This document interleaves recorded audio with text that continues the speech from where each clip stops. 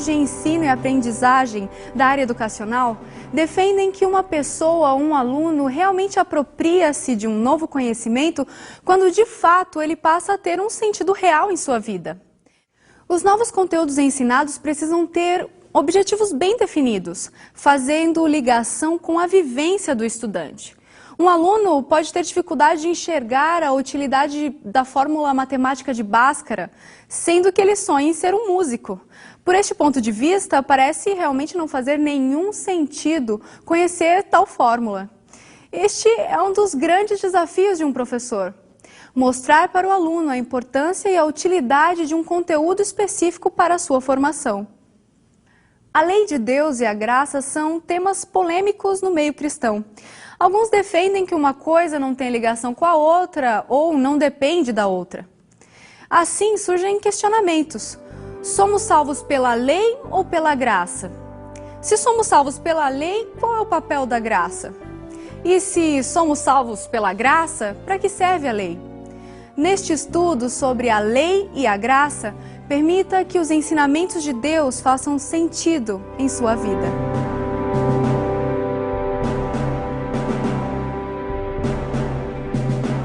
Olá, tudo bem? Hoje vamos fazer um estudo muito importante sobre a lei e a graça.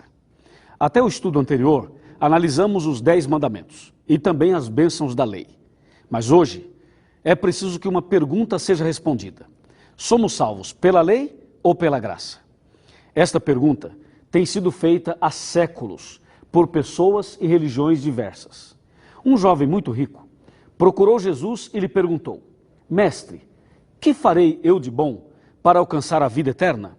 Respondeu-lhe Jesus: se queres a vida eterna, guarda os mandamentos. Isto está aqui em Mateus 19, 16 e 17. Mas você pode ler um pouco mais até o verso 22, por exemplo. Note que Jesus foi claro ao dizer: guarda os mandamentos.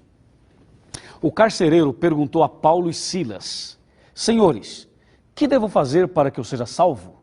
Responderam-lhe: crê no Senhor Jesus e serás salvo tu e a tua casa. E isso está em Atos, capítulo 16, versos 30 e 31. Agora eu pergunto: somos salvos pela lei ou pela graça? Muitas pessoas se apegam à passagem como Atos 16, para tentar dizer que a salvação é pela graça e que a lei foi abolida. Outros se firmam no texto de Mateus 16, para afirmar que a salvação é pela lei. Na Bíblia encontramos textos para todos os gostos e também para defender ideias humanas. Porém, a palavra de Deus deve ser examinada usando o princípio do texto dentro do contexto. Agora vamos ler uma passagem da Escritura Sagrada que aparentemente fala contra a lei e em favor da graça. O texto diz assim: o pecado não terá domínio sobre vós, pois não estáis debaixo da lei, e sim da graça. O texto é Romanos, capítulo 6, verso 14. Nesse texto, Deus está nos ensinando uma grande verdade. Ele diz que o pecado não terá domínio sobre os servos de Deus. É preciso perguntar agora: o que é pecado? E a resposta é bíblica. E a Bíblia diz que pecado é a transgressão da lei. Outra pergunta: quem está debaixo da lei? O que obedece ou quem desobedece? Com certeza, aquele que desobedece. Por exemplo, a lei diz: não matarás. Se alguém matar, será preso e estará debaixo da lei. E mais, a lei diz que devemos parar o carro quando o sinal do semáforo estiver vermelho.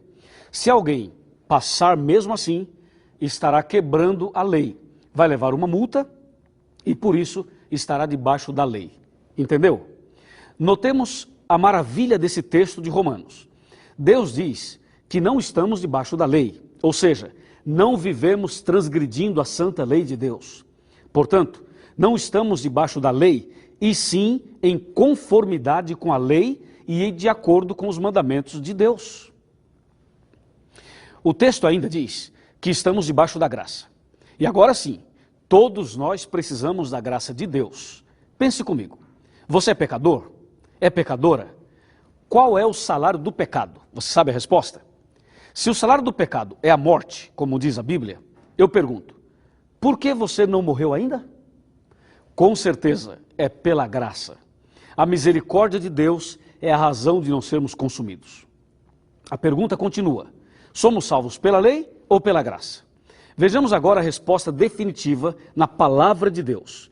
Abra sua Bíblia em Efésios 2, versos 8 e 9. E vamos ouvir o que Deus diz. Está escrito: pela graça sois salvos mediante a fé.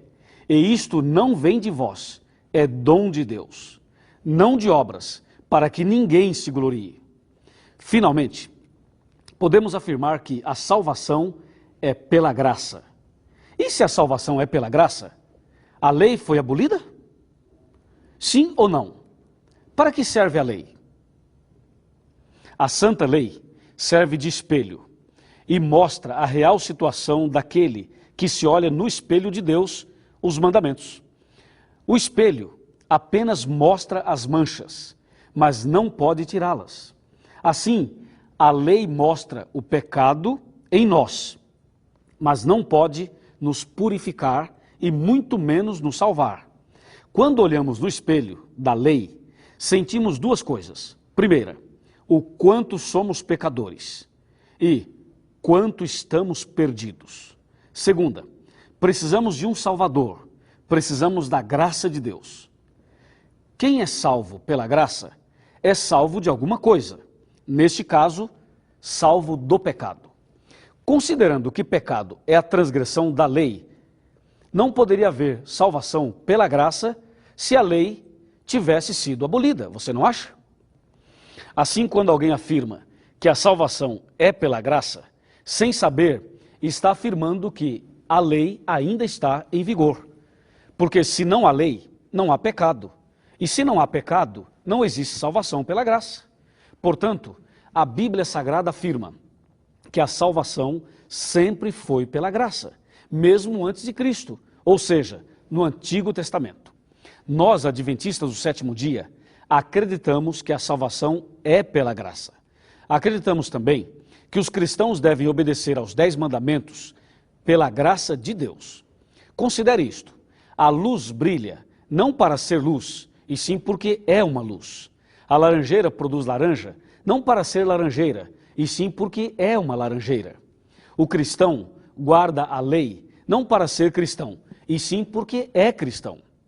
Guardamos a lei não para sermos salvos, e sim porque já estamos salvos em Jesus Cristo. Que maravilha! Depois de entender bem melhor este tema, você está em condições de tomar uma decisão hoje. Hoje Jesus quer libertar você e levá-lo a uma vida de salvação diária pela graça. Mais que isto, Ele deseja abençoá-lo para que você seja obediente aos santos mandamentos de Deus. Jesus disse: se me amais, guardareis os meus mandamentos.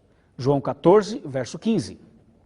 Bem-aventurado o homem que tem prazer na lei do Senhor, e na sua lei medita de dia e de noite. Salmo 1, versos 1 e 2.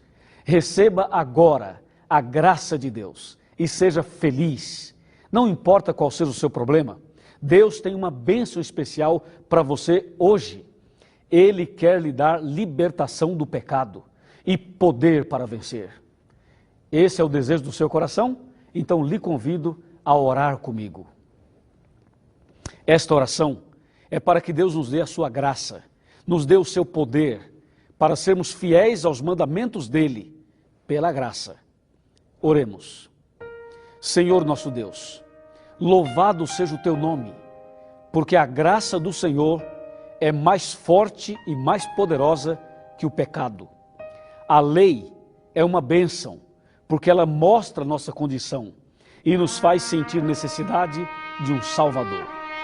Então agora, eu quero rogar uma bênção especial para esta pessoa que ora comigo, que precisa de uma libertação, que precisa obedecer os teus mandamentos.